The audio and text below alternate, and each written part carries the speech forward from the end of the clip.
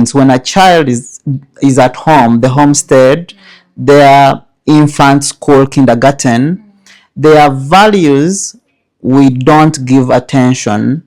I'm talking about confidence, self-esteem, critical thinking, agreement.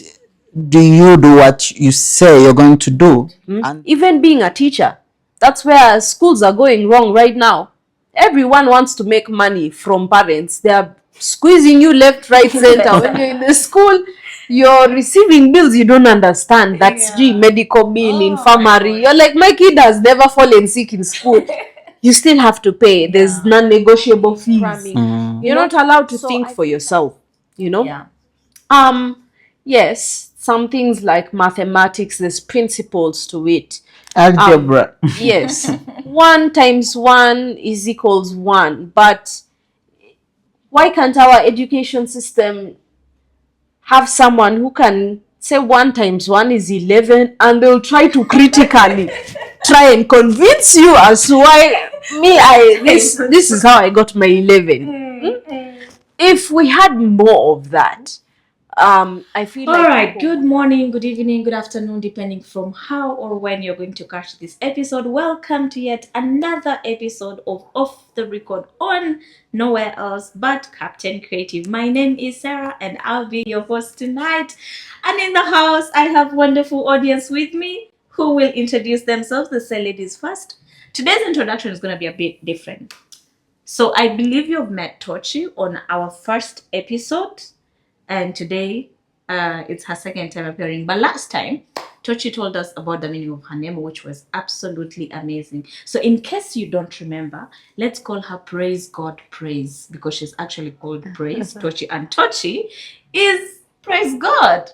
So today, because of the topic we're going to have today, Tochi is going to tell us a little bit about herself. We're talking about professional-wise, which door do we knock on when we're looking for you. All right. Hi once again, viewers. Thank you for having me again. Pleasure. Yes, my name is Praise Tochi. Let me just say Praise God Tochi.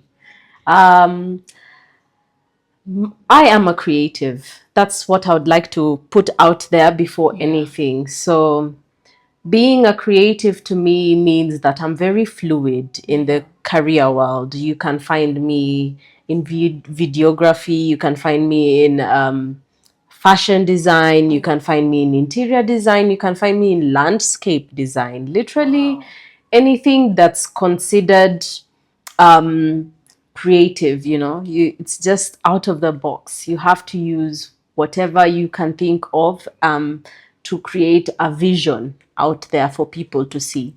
So that being said, I have always been handsy. I've always been someone who works with my hands, and in now my adult years, I'm very grateful for that, because you see, as you grow and you need to figure out what to do with your life career-wise, I have seen a lot of people who've gotten at a should I say a corner. They've been fixed in a corner. And you don't like being fixed in the corner. I personally, I can't say that I experienced that. You see, our topic at hand today is concerning careers and there's a lot of people who have the books, who have the knowledge, but if they can't get a job, they are stuck. Absolutely. I would like to say that I am not a stuck person. If I can't get a job, I'm gonna plait hair, I'm going to go and farm, I'm going to make jewelry, I am going to make money. Absolutely. One way or another. So well, nice to have you, Tochi. You're the right person to have on this. And we have another gentleman. Today we are joined by a gentleman who I will not do the dishonors of introducing him, because there's just quite a profile there. Welcome. Please introduce yourself. Thank you so much, Sarah. And I'm happy to meet Tochi. Praise. Yes. Yes, I'm Brian Muhumuza. I'm a Ugandan. I'm a person who is a survivor. You're a survivor. Yes, and I'm a team leader at BM Publications.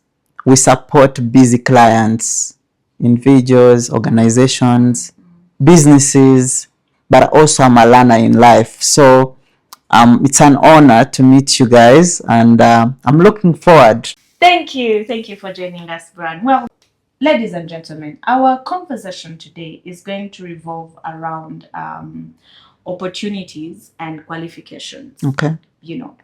And I'm just gonna start with Brian to give us your view. What do you think is the bridge between one being qualified and then after graduation they struggle to get the opportunity to work into the qualification? From your perspective, what do you think is the bridge there between qualification and the opportunities? Wow. The bridge is actually both thin and thick. And for me, it starts from the grassroots. From when the story begins. When a child is at home, the homestead, their infant school, kindergarten, their values, we don't give attention. I'm talking about confidence, self-esteem, critical thinking, agreement. Do you do what you say you're going to do? And these are values that are supposed to be impacted by the parent, the guardian, the older siblings. I'm thinking self-esteem. Do you believe in yourself? All these things we are talking opportunity. Sometimes you just have to believe. You have to go and express yourself. Say what you want. There are companies, there are individuals who need support. But have you gone? Have you approached? So these values, these aspects are supposed to be nurtured into us when we are beginning. Something with school. I've seen primary education here. They have literacy 1, 2.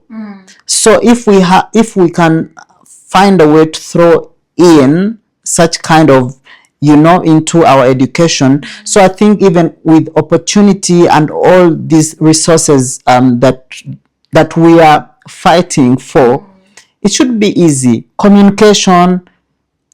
Me, all the challenges I've faced navigating what I'm doing is because of communication. I've taken these things lightly because I didn't have anyone to learn from. So you find that what we call opportunity is actually within how we deal with people. Yeah. So you're saying one might actually have the right qualifications for that job, but they do not have the characteristics of that job. Yes. So the paper shows you're class 1 and you passed, but when you're given the office, do you actually have the characteristics, the characters that it takes for you to actually execute that job? Definitely. Something you mentioned where you said you personally, you're in the space you're in right now because you had to learn and say, oh, communication is a very important skill. And yet while you were in school, there was not a subject on its own to teach you about the importance of clear communication. Yes. And that's the thin line, the bridge between opportunities and the qualification. Yeah. Thank you, Brad.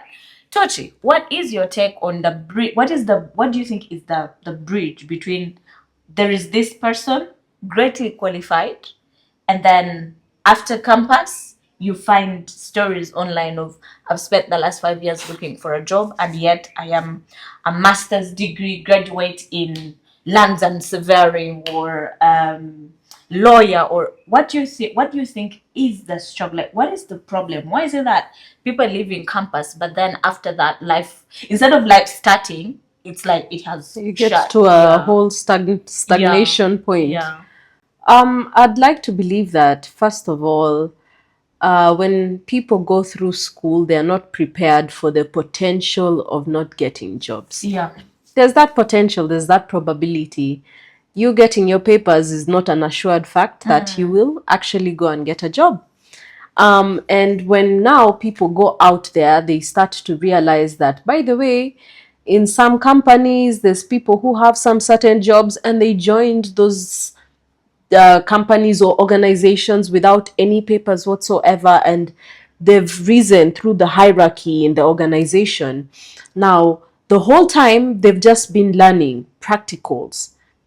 That's why even in school they try to take you through practical and theory, but most of the time schools usually focus a lot on the theory bit, and then the practical is where we fail at. And that's why even Brian mentioned here things concerning communication. So you find yourself in the career world, you can barely communicate right. You don't have any leadership skills.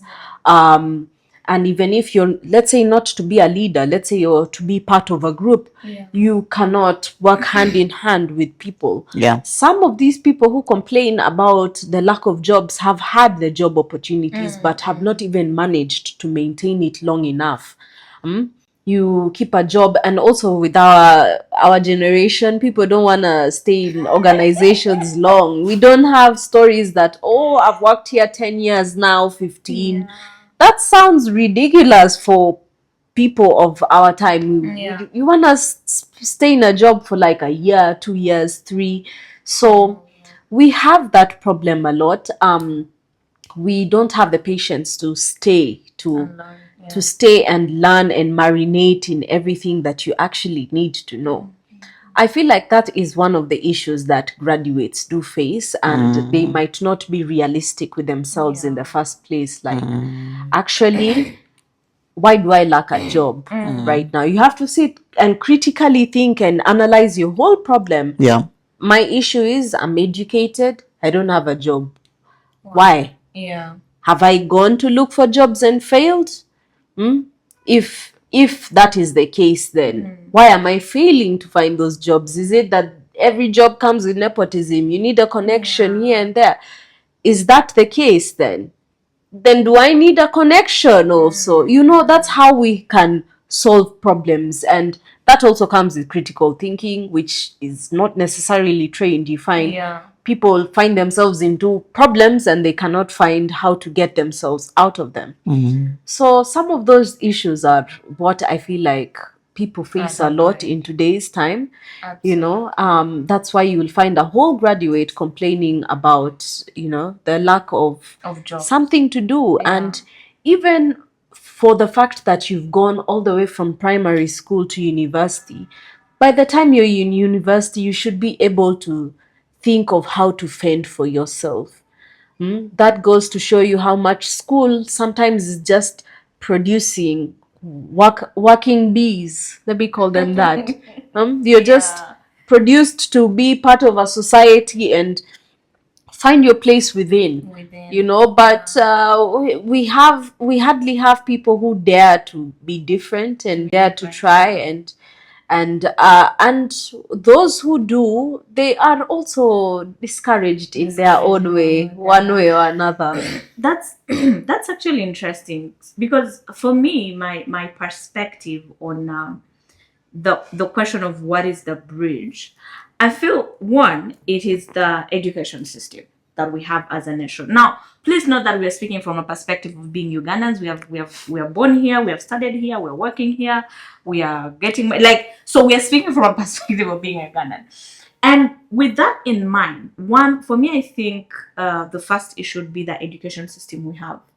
Yeah, because we all three here can attest to the fact that 80% of the syllabus that we studied from all the way, let's say, primary 4, and then we finished primary 7, then we went into, for those that went into campus, I didn't go into campus. I think that's why I am where don't take my advice, go to school. But I feel like our education system has not been, maybe because I heard the syllabus is changing, but for a longest time, our education system has not been producing independent minds. Yeah. Like she said, it has not been producing, it has not been preparing us for Yes, we're giving you the theory part of what the law industry looks like. We're giving you the theory part of what the education system looks like if you're studying to be a teacher, or we're giving you the theory part of what being in the medical system looks like. But we are actually not equipping you with the fact that your papers will probably just contribute like 30%. My statistics might not be true at all. That is just a personal point of view. Okay. And then you realize that this person has spent, because you have the 3 years of kindergarten, then we move to 7 years of primary, then we move to from three, because that is from 3 years, then there is 5 years if you're doing law, and so on and so forth. So let's say roughly you've spent like what, 10, 16 years in school. And like she said, your mind is filled with a routine. Wake up at 6, be in school, 7 p.m., go back home, tomorrow do the same thing and thing. And when you finish, you've graduated. A party is done. That's now how we're moving into our second topic. Party is done. Family has celebrated. Your uncles have said things. And then you sit in your father's, those that are still lucky that you finished school in your father's house. Papers are looking at you. Is it even luck? Papers are looking at you. You're looking at them. Parents, family is starting to look at you and say, okay. Now, what's next? So it brings me to my point number 2. So 1, I've said it's the education system. 2, in those years you've been in school, you are not in touch with the reality of life. Allow me bring in the perspective, because for me, when it comes to career and nurturing, I usually like using Indians as an example. I have worked for Indians. I have lived around them. You will not find an Indian child who is in the age of, let's say, 5 and above, on weekends not being in the father's shop to know what the father does. Do you get that? Yeah. Yes, they still go to school, but their parents ensures that we need you to know kuground, how is it on the ground? Do you get? Yeah. As opposed to most of us, where there is a child who goes to Nabisunsa, and over the holidays they are on cartoons as if they come in what we call the middle class or the high class. I'm not talking about where you're struggling with education in the first place. I'm talking about education has been smooth. Your parents are put in the best schools. When we ask for your pay slips, the schools speak for themselves. But this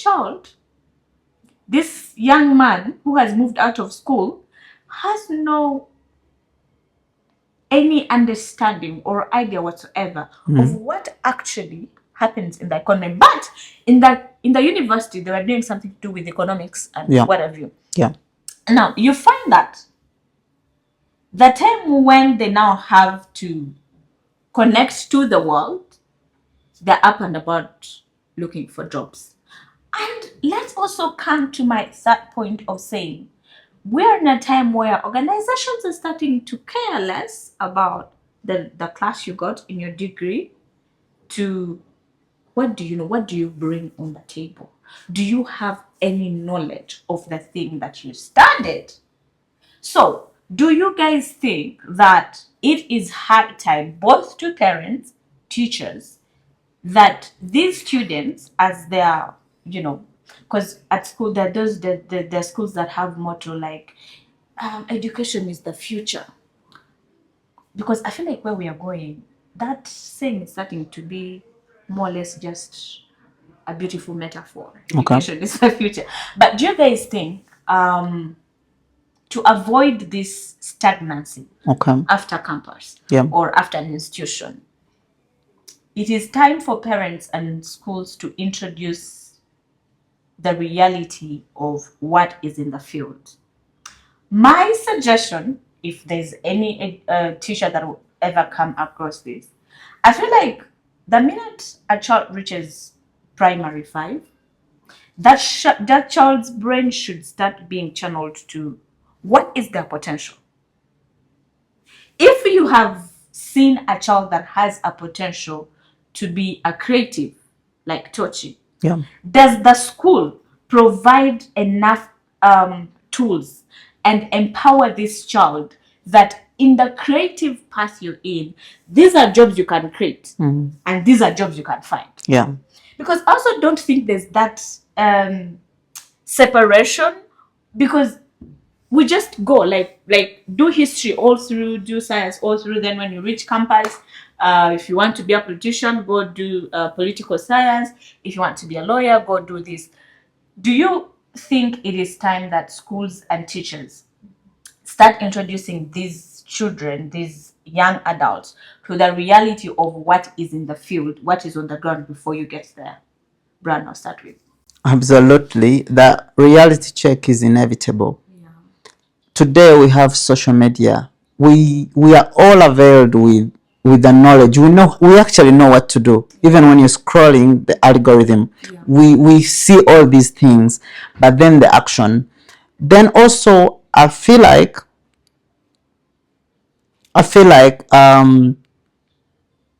we don't have to wait. We don't have to wait for primary 5 or primary, secondary. We just have to start. A child should know that this is life. It's work. It was like that since Adam, and there is no turning back. So even at home, teach a child how to save and invest.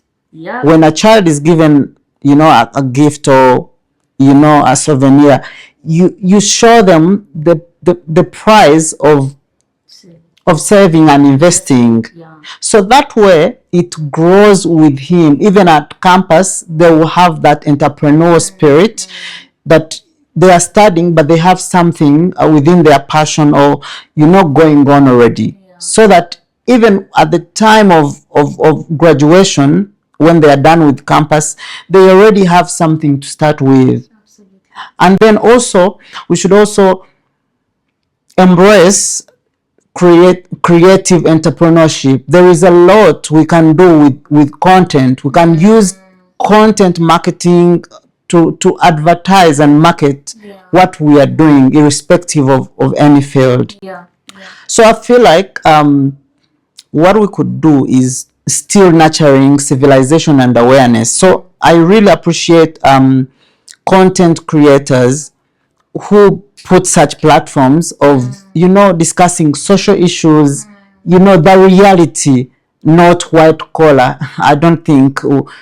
You're not a very good No. of white collar. No, not anymore. Even if it's there, let it be there, but do something else. Yes, the coexistence of what's relevant today. So if we have awareness and civilization, you talked about Indians. I had a chance 2022 to travel to India for Miss Environment, where one of my longtime clients, Judith Had, was emerged a winner. Actually, she was competing with different countries. So I saw firsthand that the world is now one. We are living a global village. And you see how their children are taught hustle when they are still young, and it grows in them, and all these values stay with them everywhere, whether in school, whether with their friends. So I think we just have to be open-minded. Also be open to learn. What is Kenya doing? What is Rwanda doing? What are they doing? They don't let an opportunity slip. They'll try. Have you tried? Have you done your 100%? So I feel like when we have that, even within school, before we even get out, we'll have something at least to, a fallback. Tochi. Yes, please. Praise. You prefer praise. You were talking about something concerning identifying skills in children, and it reminded me of something I know concerning the German school. There's a very unique way how they handle, especially the toddlers. Toddlers just go to school to play. And while they are playing, they learn their ABCDs, they learn the environment, they are learning. It's like an integrated learning system, Yeah. you know. And I believe as the kids are busy playing, the teachers are busy looking at them and analyzing. You can know from children. Yeah. You'll see that one who's always in the sand castle trying to build buildings in the sand. You'll see the one who's an adrenaline junkie, always riding bicycles, falling all over the place. You'll see the nurturing type, always on the dolls. And let me tell you, I feel like they always say we are really created for a purpose, Yeah, and you truly can see it Sure. from those very young, delicate ages. You can definitely see it, and I wish that we could involve ourselves more and more in that, as teachers, as parents, to make sure that we don't have adults who are wallowing in depression. In depression because Yes, a degree because refused to degree yeah, after. yes, indeed. You even went to study something that's so absolutely not you, you know. So I really wish that we could have more of that, even Yeah. with the Chinese and stuff. Even our whole system is just, I feel the education system here really pushes for and rewards people who cram a lot. Cramming. You're not allowed to think for yourself, you know? Yeah. Yes, some things like mathematics, there's principles to it. Algebra. Yes, 1 times 1 is equals 1, but why can't our education system have someone who can say 1 times 1 is 11, and they'll try to critically try and convince you as to why this is how I got my 11. If we had more of that, I feel like people would have more confidence in the future. You talked about creativity and entrepreneurship. But entrepreneurship can morph itself in every field whatsoever.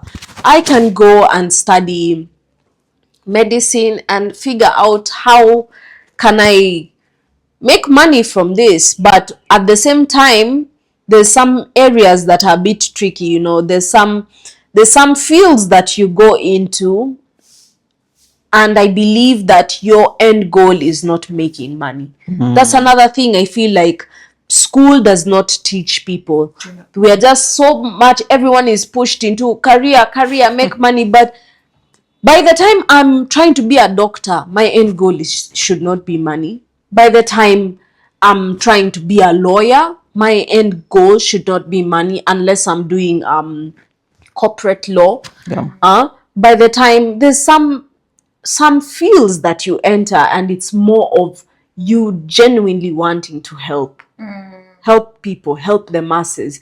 Those are the careers you can enter and do pro bono work, because you have entered for the passion of it.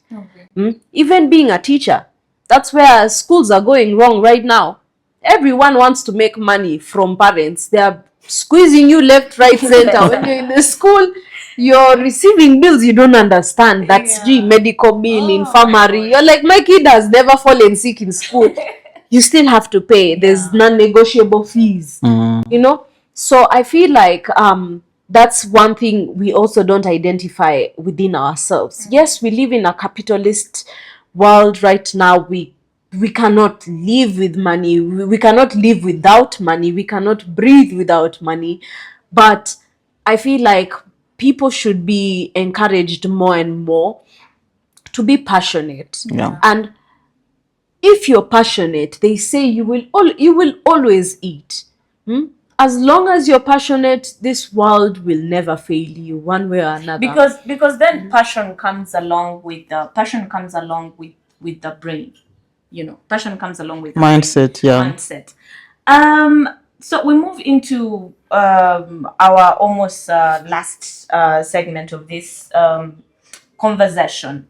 Do you guys think at this point in time, qualifications, still actually matter as much. And that takes me back to what you mentioned earlier about creativity. And now with the, I mean, we're in a digital era. And let me just put this out there. It is absolutely on you, and I say this without any fear or favor. It is absolutely on you in this era that you're in. You have a smartphone and you're still seated going into depression because you have failed to find a job you studied for. It is on you. That one, it is on you. It's not going to be on the government. It's not going to be on the schools. It's not going to be on your parents. I feel like I always tell people we are the most informed generation, but also we are the most lazy generation ever. Do you get that? And coming back to the segment I was getting on of, do we actually think qualifications still matter as much? Now, for me, what my response to that would be is that I would say 40% your qualification will matter. However, I'll also say, depending on where your creativity, the passion is. Because if we go into the creative industry, and by creative, I'm talking about, let's say you're going into performing art. For instance, away from my 9 to 5, I'm a poet. I'm a performing poet. Oh, yes, okay. I'm a performing poet. Okay. And back then, poetry was just vibes. You know, we were doing it for the sake of you're in love or you're depressed, and the best way to speak to yourself is through writing. But until I think 2022 or 2023 is when personally I started actually doing performing poetry, and I would get paid. I still get paid, but it's also hard to like really merge together the 9 to 5 and creativity. But let's get back to the point. Now, when I realized that there are corporate events that organize rather corporate events, and they need entertainment, and the first thing someone thinks about is a band. But within the small circle, there are people that belong to different organizations that started discovering, maybe not every team building activity needs a band at the end of the day. Yeah. Maybe not every team building activity needs a musician. Let's put in poetry. I know poets that are fully making a living off poetry. And one of them is my great friend. His name is Mitch Isari. You guys should look out for his work. Or look for a gentleman, Sebo Lule. Or look for Wek 256. Look for Angel Kabera. Now, of all those people I've mentioned, I think the only person that I've had her talk about what she studied was mass communication and journalism. But voila, she did, and there she found herself loving. Actually, she does what we call poetry. So that is poetry and music merged together. And she's now a full-time poet. And I would say all these guys I've mentioned, if you're inviting them to perform at an event, the red card is not anything less than 800,000. Wow. Do you get that? Mm-hmm. Then we move into, there's something she mentioned earlier when she was introducing herself, that one thing about her, she's never going to stop. Simply because the papers never worked. There is something, she believes that her hands can do something, and that something should make her feed herself. Yeah. And that's why it takes me back to, if you're choosing to be broke, if you're choosing to be depressed, that is on you. Especially if you have a smartphone. So for me, my take is on that question of, do qualifications still matter as much? My take is maybe 40%, depending on which path are you taking as a person. Yeah. As I close, so that I can let you guys, bring in your minds as well. Currently, I'm in the hotel industry and marketing and sales. I lead marketing and sales. I never studied those things. I really didn't. And I was telling her when we were catching up earlier, when you just met, my first job in a hotel industry was in housekeeping. Now, housekeeping is a professional way of calling you a cleaner. really. By hotel industry, we call them housekeepers. Please respect them. That's the reason why you come in your rooms and they are spotless. Yeah. So yeah, but I was in housekeeping, and in 2 months, I was moved to the sales and marketing department. Not because I performed greatly, but because my supervisor then noticed how much I loved interacting with guests, how much I asked a lot of questions, and he told me, I feel like you're in a wrong department. And I would say that's also something really amazing with God, because she mentioned something about purpose. And let's pause for a minute. As an adult, you need to reach an age in your life. Sit down and ask yourself the question, what is my purpose? Whatever job you're thinking about, why do you want to be in that job? And what change do you want to bring in that specific industry? So I loved interacting. I was telling her one thing that I'm coming for is I know I am a talker. You can wake me up and guys, I'm going to talk. And I sat down and I was like, people are now making money because they can talk. And I'm about to start making money because I can actually talk. So anyway, I moved into sales and marketing and I was green. Guys, I didn't even know. The only thing I knew about a computer was to turn it on and off. I knew nothing about what documents and what not. Yeah. But I found a person there, and God has a way of positioning people when you need them. Alignment. Thank you so much. I stepped into CIM and I told the professor the CV that I can get it for. He's like, okay, and then get me some of your appointment letters from the place you've worked, at least where you are currently. Cool. So I get those papers. I go in town. I print my. I think he also asked for a photocopy of my national ID. So I'm in town. So he tells me, go get these things, and later in the evening you come back.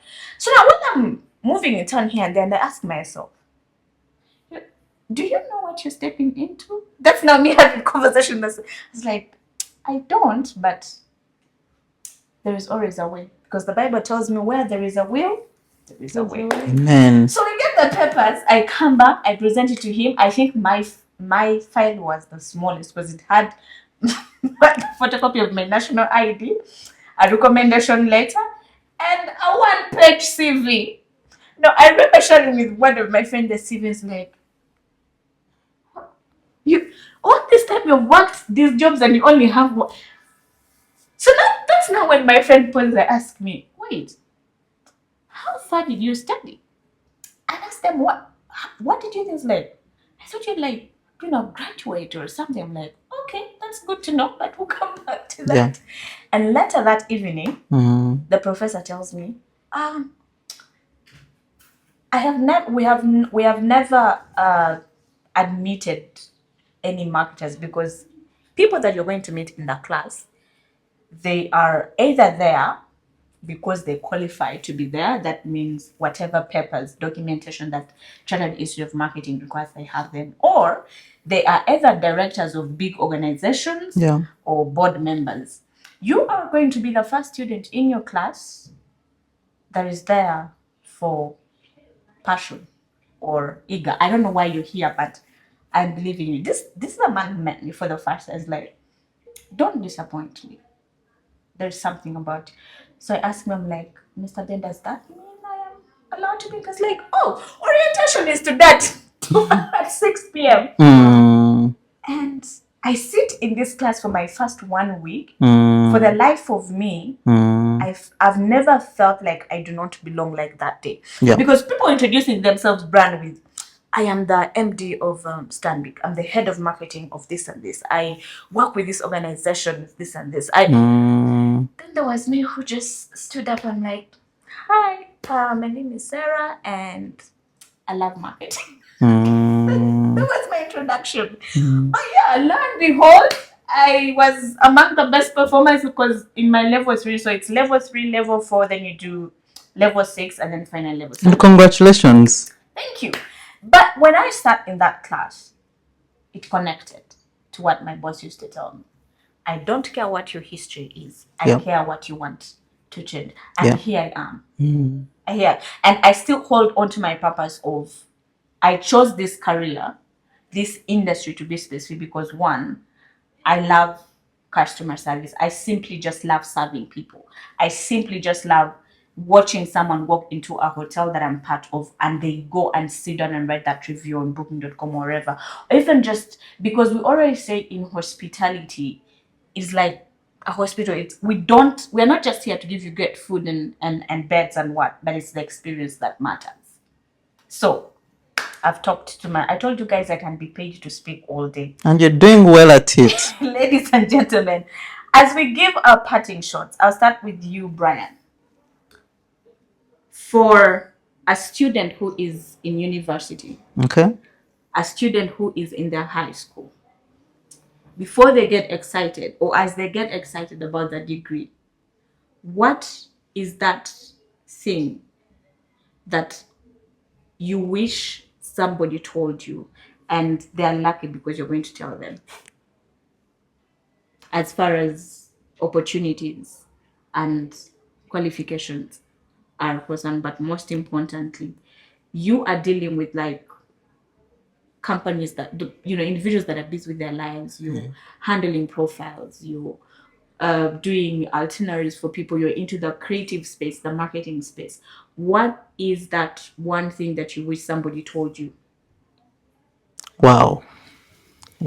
Thank you. I get that question quite a lot. I wish I was told and actually shown direction that you can be whatever you want to be in present day to day. Yes, I never got that, and I got to realize that quite at a later time. For instance, I recently was accepted to a summit in Addis Ababa, African Union, and one of the requirements that I asked for is your profile, your accreditation, not papers, not I went to which secondary school or university, which I really appreciate because not all of us got a chance to go to better schools and get grades because of different reasons. So if we have such a structure now, by institutions that rule the world, the country, the regions, then we'll have an opportunity for everyone, to have a share of the opportunity. So I wish every institution can have a merit over luck or who knows who kind of structure into giving opportunity. Yes, so I wish every child, every youth out there is told and showed direction that you can be whatever you want to be, irrespective of race, where you come from, how your beginning was. We will all be in different better spaces right now. So in other words, everyone has a place to belong to. Yeah. You just have to find that. Yeah, and you have to start now. Don't wait for wherever. Just have the zeal. Just do the research. Ask, what can we do together? I want by the time we leave here to work on something. So have that zeal. See the opportunity in everything, even a problem. Yes, social capital. So just try. Have you tried? Have you done your 100%? So I wish these are the talks we have every day, even when we haven't become anything. It will take us places. What do you think, Praise? I do also believe, and you're so right, there's a point there, and I agree with that you need to start where you're at, start with what you have. We struggle sometimes. You have a vision, you want to do the most, you with limited resources, with limited opportunities here and there, but we just have to start. We have to have the courage to start where we are at. Yeah. Yeah, I do believe that if we also had that, if we were told, that's the information now to tell the people who are still studying that start from now. Analyze yourself, reflect what type of person I am and what do I want to do. What are the fields I can work in? What are the fields I absolutely can't? And start navigating your life to go to the place where you want to be. Yeah. Yeah. And I'm curious, by the way, I should ask you, you see on the phone, I work on the phone half the time, but then there is a lot of interruption. There are many apps, TikTok, Instagram, Snapchat, email. There is a lot. How do you guys handle, like, how do you deal with it and not actually sink in all this? Well, for me, I feel like it's until recently last year when I realized that I was actually getting addicted to social media. But also that's because almost 85% of my work is on the phone. Okay. I'm either chatting with a client or I'm chatting with the media, the digital team, or it's always something. Or sometimes I'm managing social That media. would be good addiction because work entails you to do that. I didn't know when to put a stop between social media, and now it's time for me to reconnect and maybe have conversations or maybe go outside or things like that. But when also you just scroll for the purpose of it, you find doom scrolling. Yes, doom scrolling. You just doom, like there's not even information that is useful that is entering you. You're just laughing and continuing. But then how are you going to land on that information if you don't scroll? Be strategic, because this algorithm, how it works. It's going to capture what do you spend your first 30 seconds on. That's how algorithm works. What is that thing that you spend what is that video, that information you spend your first 30 seconds on? It's what they're going to feed you with. Do you get? So now how I get to find what information that matters to me is I decide what video or what information is important for me in the first 30 seconds. Okay. So in marketing or in communication, they will tell you if you're going into public speaking or stuff like that, if the first 30 seconds of your introduction does not capture the audience, then there's something you're not doing right, even in marketing. How you introduce yourself and stuff like that. So for me, how I've learned to not also soak into social media, because I've also sat in rooms, had conversations with young people that they're facing depression, they're going through all this mental health challenge because of social media. Because there's social media, if you're not careful, will kill you. True. I mean mentally. Yeah. Because especially Instagram. Really? Yeah, and why I say especially Instagram, you're going to find a fellow 30-year-old flying all over the world, and there is you have not even left from one district to another, and then you start wondering, what am I not doing? You start doing the whole comparison, and then for the women it gets worse. There is someone promoting how being chubby is the thing, and then there's one promoting how being slim is the beauty. There's one promoting how your cheekbones should look perfect if you want to. There is so much. There is so much, and if you do not guard your mind, if you do not filter, okay. and that goes back to what she earlier said. That can be harmful if you don't know your purpose, if you don't know your calling, if you don't know what you represent as an individual. Next time we could actually talk about identity. So for me, I know when to put a stop on social media. When I'm outside work, when it's past my working hours, I try as much to be off social media. Okay. And maybe get into reading. For example, that's a good one. Yeah. For example, this year I've challenged myself. I'm going to read a book every month.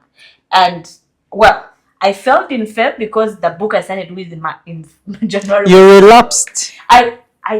Relapsed, because failing is no, I'm not a failure. I relapsed. Okay. But that's because the book that I was supposed to get in Feb came a bit late. But I've also found it quite helpful, because this year I'm all about I want to read a lot about finances and investment and compounding and all these things, and also self-help books. How can I be a better speaker? How can I be a better marketer and things like that. So if you don't take breaks, and filter, rejuvenate, find yourself, put the gadgets away. Okay. I'll ask you guys, how many of you actually have that thing where like can say this day I am off social media, it's my detox day, no social media, no gadgets, I'm just gonna write, journal, or do you do that, Tochi? Personally don't have like a specified day of the month, but I Yeah. just have, could I say maybe I'm a bit erratic. There's days where it's like I'm allergic to my phone. I don't want to be on social media. So much, yeah. My personality, I thrive a lot in the outdoors. Yeah. So that's like ever that. since I was a kid. Yeah. I can't lie, the older I am getting, I've had moments where I run down a rabbit hole. I'm just scrolling through Yeah. social media, and you find, hey, you're at the end of the week and you're reflecting and you're like, I've had a very unproductive Productive week week. this week, just scrolling through TikTok and Yeah. Twitter. Although and I do get that, but for me, luckily, I can always have It's easy for you to switch moments off, yeah. where I can be offline for like a month, and people are struggling to find me. But in that time, I'm just getting busy. I'd rather take an evening walk or to create something. Yeah. But you are right about the algorithm. Also, when I am on social media, I try to be aware, Of what you feed yourself. and I try to be intentional about the kind of information I'm downloading, Consuming, yeah. Consuming. So sometimes I am very quick to point out, I did not like this video, I did not like this post, so that Yeah. the algorithm understands, Can filter don't what to bring give this you, yeah. to me. You see, a lot of people do talk about Twitter being such a negative space and whatnot. My Twitter is not like that. I scroll through Twitter and just laugh. There's a lot of self-help tweets that come through, and then there's critical thinking posts that pass through. So I think mine has understood that. So there's things that can be going around, in the world. For example, sometime concerning some weird Russian guy. That did Was he netted? It did not pass through my algorithm at all whatsoever, and I was so happy. I was like, that truly means that this application understands the kind of person I am, That you want. and the kind of content I want to see, and the kind of things I will absolutely not tolerate. So I believe that people should be a bit more intentional, first of all, with the content they're consuming, and yes, also with the hours you should be able to control yourself and be like, hey, I think I've been now on this too much, application yeah. for way too long, and also have knowledge of how to separate. I feel like the issue we have these days is people are so much into social media, you can't even manage to interact with people in real time. If I'm with somebody, let's say we're in a restaurant or wherever we may be, and someone pulls out their phone and goes on Snapchat, goes on TikTok, watches a video or two in my presence, that means you're not there with me. I get up and walk away. Yeah, you're actually mentally, you're not there. Wow. So I've noted quite a lot. Thank you so much, ladies. Ladies and gentlemen, it's been a great pleasure having this conversation with these two beautiful minds. And we hope that as you get to watch, you pick something. My or my parting shot is find your space. Whether in campus, whether you're still in high school, find your space. Because the world you're coming into is not creating that space for you. Find your purpose. But above all, pray about it. Maybe even the course you're doing is not the one you're supposed to do. Seek God. I usually tell my generation, one thing that I wish somebody introduced to me earlier was God. Because I am a better person right now because I'm building a relationship with God. Please go catch us on Captain Creative. It's been a pleasure having you. See you next time. Ciao.